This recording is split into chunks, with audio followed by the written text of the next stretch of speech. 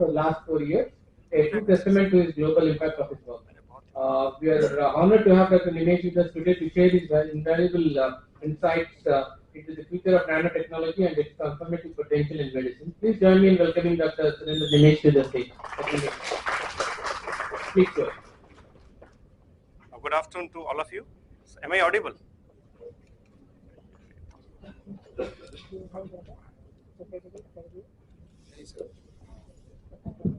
Yeah, it's audible now. So a very good afternoon to all of you. So I'm sorry for Uday sir. So it's unfortunate that his presentation didn't work and I got upgradation, I would say, that I'm presenting before him. So first of all, I would like to thank Professor Gyaneshwar Chaube and Dr. Prashant. So both of them, they invited me for this particular event, and special thanks to Dr. Prashwat. So who has been very elemental towards this whole work. He has been taking care of all the hospitality and all the things. So listening a lot of things about genome and genome-wide sequencing. So I would like to change a little bit from genome to a little bit of a different kind of direction. So I'm working on nanotechnology. So this is a term that usually we keep on hearing. So people say that this is a new branch of science, but I have a different idea about it. It's very much a kind of part of science in India. So in India, you used to have a lot of formulations. The Indian traditional system of medicine, which we call as Ayurveda. So we are using a lot of bhasmas, that's gold and the silver bhasmas. So earlier, like we were not having these kind of tools and techniques where we could identify that what is the size of those particles which have been created. But now we have different tools and techniques. So now we can come to know that they are either microparticles or they are nanoparticles. So most of us, we have visited Delhi, and in Delhi there is a monument which is called Qutub Minar. So in front of Qutub Minar there is an iron pillar. So all of us know that it doesn't get rust. So it was a very ancient architecture which was erected by Indians. So there, now it has been discovered that this contains carbon nanotubes. So the history says that we in India and also worldwide, we have been using a lot of things which are related to nanotechnology. So these are some of the products. So I'll give you a glimpse of some of the products which are already commercially available. Every now and then people ask me that this is a new and upcoming field. So what is the application part? So I say no, it's not. There's a lot of application part which we are already having. In India also, we have a paint company that's name is Asian Paints. They are already making this, paints which have different kind of nanoparticles based on silver. So those nanoparticles, they're providing antibacterial, antifungal properties. There is a company which is Raymond's. So they are the finest fabric manufacturers in India. So they are making these kind of fabrics which are having antibacterial, antifungal properties. And also we have plywood manufacturers. They are also using those technologies. So it is almost everywhere. I can tell you here that all of us, we are using nano products even now. All of us, we are using sunscreens. So those sunscreens, they contain titanium oxide nanoparticles as one of the major ingredients. And also the floors, the wax polish, that contain SiO2 nanoparticle. So I can say that nanoparticles, nanotechnology is nowadays ubiquitous. So this is what? It is an interdisciplinary area where advantage can be taken up by controlling the properties of matter. Now comes the definition of nanoparticles. What nanoparticle is? So this is any particle which has at least one dimension less than 100 nanometers. So we may have carbon nanotubes which may have a length of couple of microns. However, their diameter is couple of nanometers only. We have graphene sheets. So their length and breadth may be couple of microns, but their thickness is just a nanometers. So we can have two different kind of nanoparticles. We can have nanospheres and we can have nanocapsules. So nanospheres, one can imagine of a cricket or a solid golf ball. So their particles can be embedded inside the matrix or onto the surface or both. We can have another kind of ball, let's say tennis ball, which is solid from outside and hollow from inside. That is nothing but a shape of a nano capsule. So there we can have particles entrapped inside, onto the surface, or both the cases. So we have 3-4 different class of particles which are used in biological systems. We may have polymer-based, lipid-based, or non-polymeric particles. So I won't be going much into details. So we are working majorly on these nanoparticles. So why we are using nanoparticles is that they offer certain properties. They have increased surface area. So owing to the bigger, let's say, microparticles or major particles, if we reduce the size to nano, their surface area increase. It's a kind of known fact. Then they have enhanced solubility. Most of the time, these polymers are made up of hydrophilic polymers. So these polymers, they provide solubility. Then we may have increased oral bioavailability. Since most of the drugs, let's say the anti-cancer drugs, they are hydrophobic. So those drugs, they cannot be easily taken up by the humans, or they cannot be taken by the biological systems. So in this case, if we are using hydrophilic polymers, their oral bioavailability is kind of increased. Then of course, there is therapeutic onset of action. So these particles, they can be tailored to have specific ligands. So those ligands, they be recognized by a certain cell population. So once recognized, then of course we can have uptake followed by the onset. And also this decrease of doses. So I don't know if you have noticed on the medicines. Let's say one of our speakers, he was talking yesterday, he was talking about metformin. So we have two different kind of formulations of metformin. One is the quick release. You take it and suddenly it dissolves. Another one is the SR, sustained release. So that SR property is because of the, most of the time now the more popular is liposome based. So either it has some kind of liposomal formulations. So a few days ago, I had some kind of this fungal infection. So I went to the, to see a skin specialist. So he suggested me a new formulation. So that was a ketoconazole, and they say SB, supra biomolecular. So initially, like at let's say 10-15 years down the lane, we used to have 500 milligram of dose, but now it's just only 130 milligram. So this dose is drastically reduced. So why we choose polymeric nanoparticles? So as all of us, we know a little bit of chemistry. So we have these tunable physical and chemical properties. So we can incorporate both hydrophilic as well as hydrophobic molecules. These are usually made up of biodegradable polymers. We have one polymer, PLGA, and the chitosan. They are already approved by FDA for human consumption. Then we have higher stability of nanoformulations, and also we can have sustained and targeted drug delivery. So this is one of the polymers that we are working on. So this is called chitosan. Some people say chitosan, chitosan. So we usually pronounce it as chitosan. So this is a polymer. This is a polymer of linear chain of glucosamine and N-acetyl glucosamine. So this is derived from the crustacean shell wall or from the cell wall of fungus. So there is a molecule called chitin. So which has a lot of acetyl molecules. So these acetyl molecules, when they are deacetylated, they form amino. So this deacetylation leads to the formation of chitosan. Now this chitosan, it is a natural cationic polysaccharide. This is non-toxic since it is already approved. It is having enzymatic biodegradation. So there is a human lysozyme which has been observed to degrade this particular polymer. Then this is biocompatible and mucoadhesive. Can you remove this? So one of the properties that we are interested in that can contains plasmid DNA or siRNA. Since we know that this is polyketinic in nature and our nucleic acids, they are negatively charged. So we are expecting that it will be capable to condense plasmid DNA or siRNA. Then some of the properties that we look forward is charge state. Now depending on the availability of amino groups, the charge is being dictated.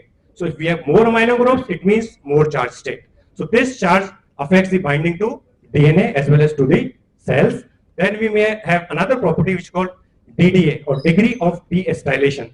So it is the deacetylation of the acetyl groups to convert, or you can say conversion of acetyl groups to amino groups. So simply conversion leads to the degree. So we may have 70%, 80 or up to 98% deacetylation. So the more is the deacetylation, the more is the amino groups. So the more is the solubility, degradation and the binding to DNA. The next point is the molecular weight. Since this is a polymer, we can have different variants. So we need to find a subtle balance where this particular polymer can bind to DNA when required. it protects that particular DNA, and when required, it should release that particular DNA or siRNA. Another property is NYP ratio. So this N is the nitrogen of the polymer and P is the phosphate of the DNA. So depending on the ratio, we usually try to have a formulation where we should have a net positive charge. So this is the disease that I was talking about, cardiovascular disease. So as all of us know, as per WHO, CVD is one of the leading cause of death worldwide. We have huge numbers, and India, specifically in India, we have high death rates. So we may have 272% persons per 100,000 of population, which is way higher as compared to the global average. So there is a need to find solution. There is a need to find cure for this particular issue. So we have already a lot of drugs which are available. So these kind of drugs, they are classified into two categories. Either they are drugs which facilitate that cholesterol should not be formed, or cholesterol is formed, it should not be absorbed. If you are taking cholesterol based, let's say foodstuffs, they should not be absorbed. Let's say for instance, this HMG-CoA reductase.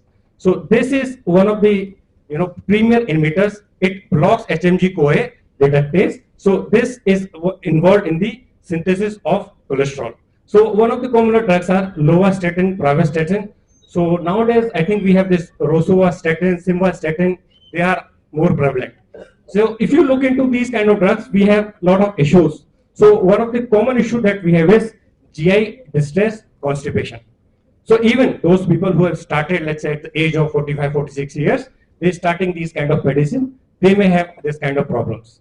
So indigestion and passing of, your stool is difficult for them. So we need to have new different kind of targets. So looking towards different targets, there was a different class of molecules which is called pro-protein convertase. So this is a family where there are 9 members. So I was fortunate to work with Dr. Nabil Seda, who discovered PCSK9, proprotein convertase subtiliin connexin 9. So which is the 9th member of this particular family. So he did this whole genome-wide screening. So all of us, we are aware that what genome-wide screening is. So on the basis of that, he came up with 2 different proprotein convertase. So I'll tell you one fascinating story before this PCSK9. So there was one PC, this is called PC7. So he had kind of, he developed a mice model for this PC7. And when they were doing lab tests, this mice was not responding to different stress conditions. So on the basis of that, they were unable to identify. Then they took some, samples from Afro-American population, some from white population. So on the basis of that, they could find out that this PC7 who has loss of function mutation. So those people, they doesn't have anxiety, they doesn't have stress.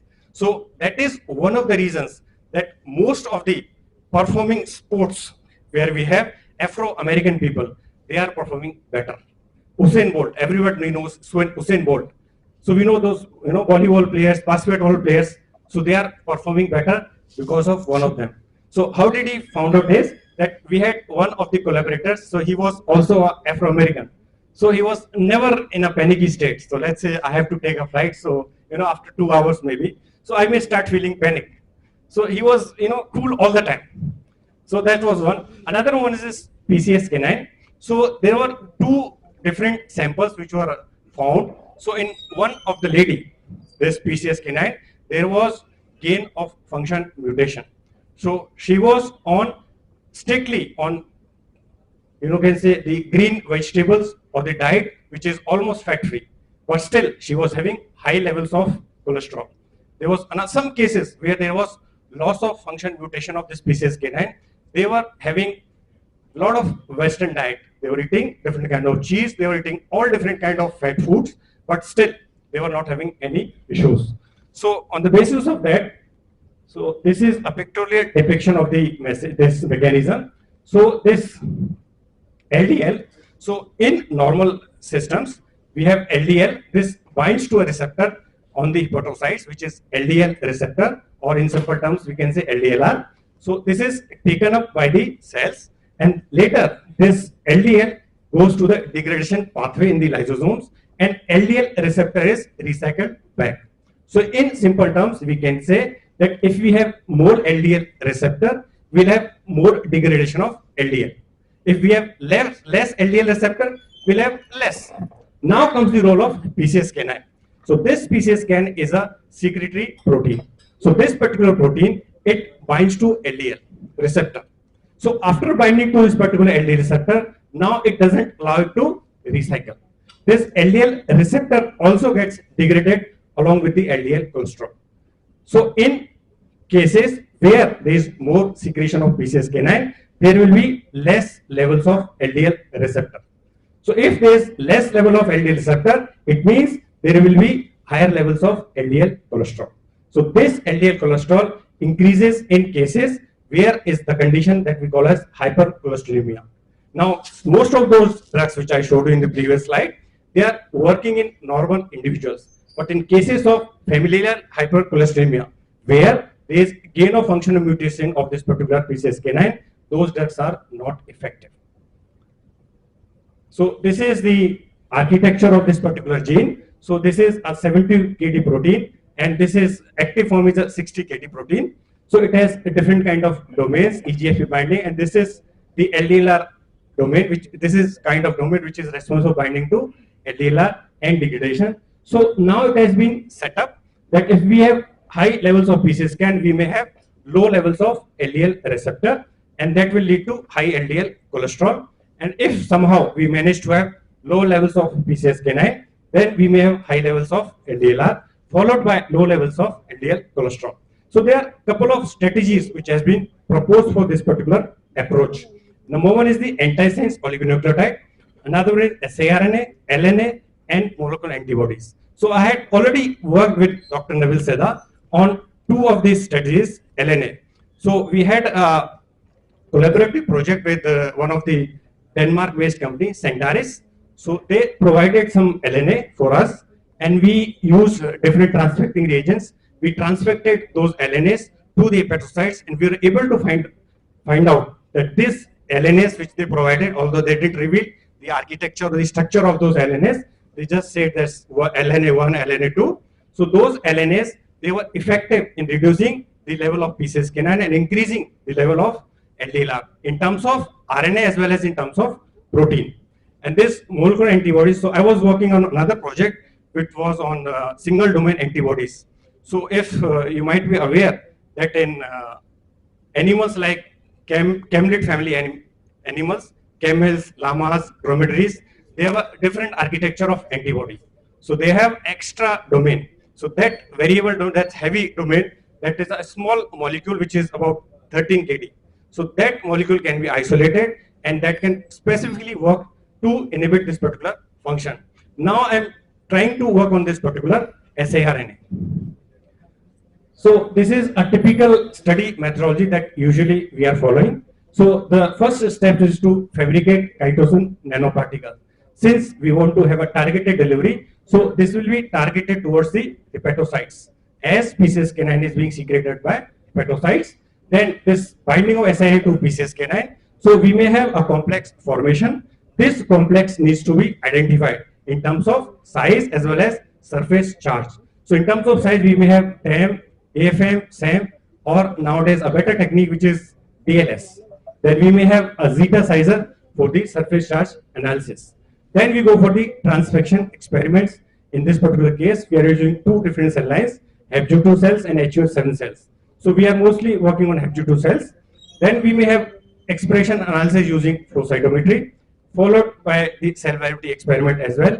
And we may further check the qPCR levels and the Western blot. So this is some preliminary data, as this was a new project that we have started. So this chitosan, it was modified by Manos.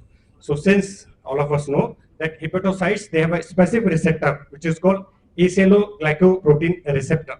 So this receptor has a ligand, lactose, galactose, or mannose. So any of these glucose act as a ligand. In most of the studies, we found that mannose has been used and it can be easily manipulated.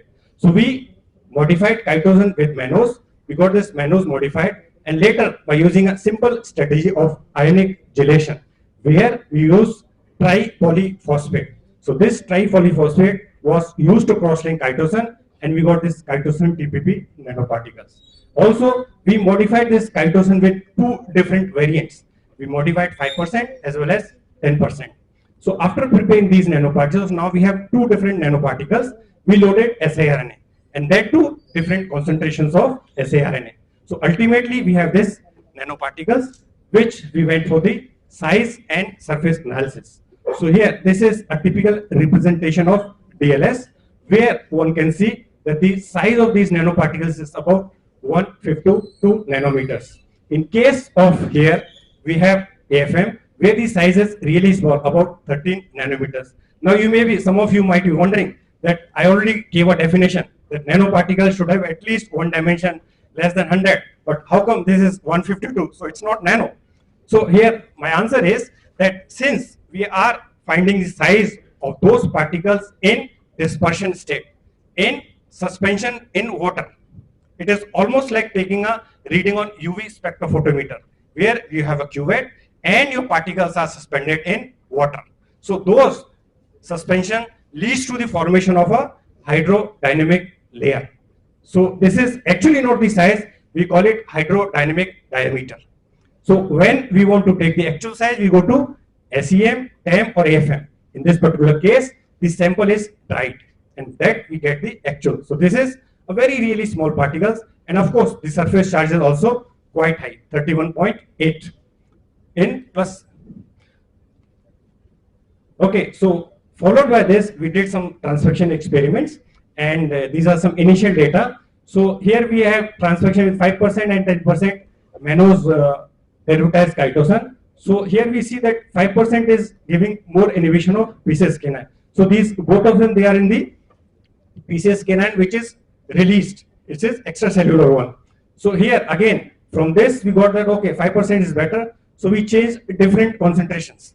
So we took 2, 5 and 10 nanomolar of chitosan. So here we can see this 10 and 5, both of them they are giving better results. So the same kind of thing we did in the cells as well. So here one can see the level of PCSK9 is reduced, is significantly reduced as compared to the control. A similar kind of experiment we extrapolated to the mRNA level. So here also in mRNA level we can see that the PCSK9 level is significantly reduced as compared to control as well as the nanoparticles only. And here we can see there is significant increase in the level of LDLR. Of course, this is only single experiment, so we need to validate, and yet we have not published this particular data. And we checked this particular using MTT assay also for the cell viability, whether these are toxic or not. So here the maximum amount of concentration that we were using is about 0.2 microgram, but we checked up to 1 microgram per ml. So here the cell viability is around 90-95%. So we can say practically that these nanoparticles or this formulation is non-toxic. So this is some preliminary data, and of course we will be doing it a little bit more further. So I would like to thank the different funding agencies, although it was a project which was hampered because of this COVID issue, and I just received one batch of this funding, and later everything was I didn't receive this, but still So I have some of my collaborators as well as mentors. So Dr. Reno Vesa, so he was my mentor when I was doing postdoc at Health Canada, and Dr. Prem Kumari Gaura, she was also the part of the same group. So there we were working on this titanium oxide nanoparticles and silica based nanoparticles. So we were trying to explore, since we were working with the government of Canada, we were trying to find out the data that how much TiO2 nanoparticles should be allowed in sunscreens. What should be the composition of the wax policies? How much Si2 should be allowed? So we didn't have publication regarding that, but still the data is available. Then this is Professor Nabil Seda. So he was in neuroendocrinology lab at Clinical Institute of Montreal. So he is the person who discovered PCSK9, and he was working with adnectin. So now they have a drug which name is Transumab. So it's a monoclonal antibody against PCSK9. So this is already commercially available, and also he was successful in finding this siRNA based system. So this siRNA based drug is also available commercially nowadays, but that is kind of modified one. They are not using nano based platform. So we are trying to use nano based platform. Then Professor Michael Bushman at Epole Polytechnic of Montreal, where I did most of my chitosan based studies. So and Professor Satya Prakash, so he is works in probiotics. So he has found one company also. So I don't know if you have used that this yogurt-based formulation which is called Danacol. So it's commercialized by Danone. So Danone is commercialized Danacol. So it says that it is a different kind of formulation that we are using that for a couple of months. It helps in reduction of cholesterol. Then of course Professor Ramesh Chandra and Dr. KC Gupta. So Professor Ramesh Chandra and KC Gupta, they both are chemists. So I was fortunate to work with chemists. So I had a little bit of taste of chemistry as well as biology. And Dr. Pradeep, so he is still in CSIR. Dr. KC Gupta has already retired, and Professor Ramesh Chandra is now the Vice Chancellor of Bridge University at Balpur. And Professor Nidhi Gupta, she is my better half and a collaborator. And we have already had one patent where we are working on metallic nanoparticles. So silver nanoparticles along with some traditional system like aloe vera, that Indian system kind of, says that it is good for skin-based problems. So we have developed a formulation which already got a patent. So that is beneficial in wound healing in case of diabetic cases. So here I would also like to mention a great thanks to my students who are working on the different kind of projects. Although there's a little bit progress in this, so now I got a new student, so she's kind of committed to take it forward.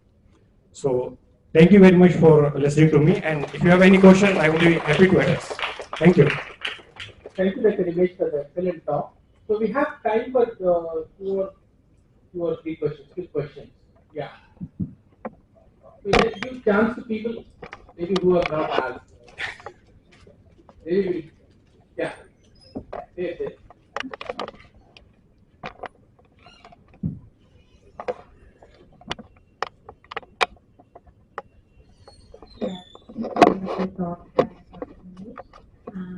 Coming to the when you have the encapsulation of the fat cortical, then when is it possible to check how much it is releasing with respect to the time before you go for the in vitro studies? Yeah, actually we have the data. So the I would say the idea is that when you make any kind of formulation, the very first step that we do is the encapsulation, how much molecule, how much drug is being entrapped. The second step is that you have to do the release kinetics, and that too we do at different pH. Let's say for example in this particular case, so chitosan is a polymer which has a pK around 6.2. So it means that it is highly charged when it is acidic. So the beauty of this particular polymer is that when it is acidic, it has high charge and it can bind DNA or siRNA efficiently. So let's say for example, when you are doing transfections and this particular siRNA is taken up by the cells, so they are lysosomes, they have high acidic pH. So it will not release that particular DNA or siRNA, it will not degrade it. So as soon as it comes through the cytoplasm, where the physiological pH is there, so it will be almost neutral, it will release the pH, it will release the DNA or siRNA. Yeah. So I didn't show that data, we have it. Okay, with respect to the time, it will change. So I think that will be good. Yeah, of course, we had done up to 72 hours. So, but this is, so we already worked on that strategy, controlled and sustained release. So that's there. Any other question?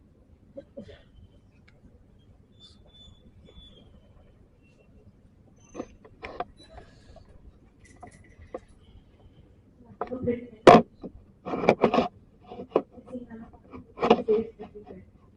good is our system in clearing these from getting accumulated in the organs, or what kind of systems do we have to estimate these, and can we really identify if it is really getting accumulated in the system? See, we are using, most of the time, we are using two different polymers. Let's say, for example, PLGA. So that PLGA degrades into two units, glycolic and lactic acid. So both of them are not toxic. In this particular case, chitosan, we have glucosamine units. So glucosamine units, they are already part of biomolecular system in our body. So again, when it is degraded by lysosome, it's not toxic.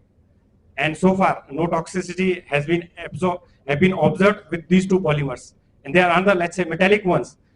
Let's say silver nanoparticles. People are using them a lot If you type, let's say, silver nanoparticles on PubMed, you'll find hundred thousands of articles. Nowadays, a lot of people, they are doing green synthesis, or they are doing chemical and green synthesis, or maybe mixed. So with the silver nanoparticles, I would say that if it is in certain limits, let's say for instance, in Indian system, we usually, our kids, they wear silver ornaments. You know, when you see the kids, so they have your bracelets, they have some in the neck. So usually they are, you know, eating and kind of they're trying to chew. And some rich people, they have even toys, spoons and, you know, utensils to feed the kids with the silver. So the logic is that even from silver, they act as a depot of silver ions. So silver ions, they are constantly leaching out into those food materials. And the nanoparticles that we are using for silver, they also act as a depot of silver ions. So far, the doses or the amounts that people have used, they have not reported toxicity in those. It is possible that accumulation may take place, but this, you know, the sustained kind of, you know, release of silver ions may eventually lead to the clearance. So I hope I answered your question. And the last question, please. Nimesh, just as a sense of humor, was Lord Sri Krishna, did he die of hypercholesterolemia because he cannot control? No, he's saying Lord Krishna died of hypercholesterolemia. See, I'll tell you one another aspect regarding this. So I come from Rajasthan. Okay, so in Rajasthan we have a favorite cuisine, dal bati and churma, which is almost similar to what you had last night, litti. So in our this, you know, staple diet, usually we have, you know, a lot of ghee. That is nothing but a clarified form of butter. So if a normal person, let's say a Delight or a person from Chennai, if eat that level of you know, ghee, he may die of you know, cholesterol. But we as a Rajasthani, we don't. You know, the belt of this is a typical Rajasthani belt. I would say, you know, I'm spending 8 to 10 hours just sitting, 4 to 5 hours driving my car. So I'm not doing minimal of physical activity, I would say. So those people who are in Rajasthan, they are doing a lot of physical activity. For them, they don't add weight. Second, there's a very close state to us, which is Haryana. In Haryana, they eat a lot of milk, drink a lot of milk, butter, ghee and cheese, and not what? I mean, their staple diet is basically milk and milk products. But still, they don't gain weight. The reason is that now we have already applied for a project where we would like to do a genome-wide study, where we would like to investigate the levels of PCSK9. So I have, you know, kind of, you know, speculation that in the southern part of India, where people are more into green diet, they are less into this Western diet, they still, you know, get a lot of weight. But those people in, let's say, in Rajasthan or Haryana, they don't add weight. So probably this is because of the PCSK9. PCSK9 would be one of the reasons. We have last question, Dr. Moyna. Yes, sir, please. The issue is there is a lot of controversy about the cholesterol levels. Yes. And majority of people as clinicians say they say that cholesterol you not worry about. Because even at 300, 400, 600, people are saying that we are still having absolutely no issue. So therefore, we have no standards about how do we define what the cholesterol level for Indian patients, Indian normal patients. Forget about the patients. That's one. Besides, I myself have shown that PCSK9 has not been indicated in the Jiva studies, in many other studies. PCSK6 has been indicated, but PCSK6 is very typical of the Indian populations are not you don't see the same patterns across other continents. So therefore, focusing on PCSK9 or PCSK6, so more or less the same molecule. So how do you usually want to go forward further? When two controversies, one is cholesterol level, the second is the PCSK9. And how do you really resolve about the issue of cholesterol? Sir, we have been working with the clinicians as well. So we have one of our collaborator, Dr. Sandeep Mathur. So he's one of the top endocrinologists in SMS Medical College. So he and his team, you know, some of the members, they say that high cholesterol levels, they are desirable. Some of the members, they say the data that we have is, you know, this is not an Indian data. So most of the time we are relying on the data which is either from North America or either it is from European countries.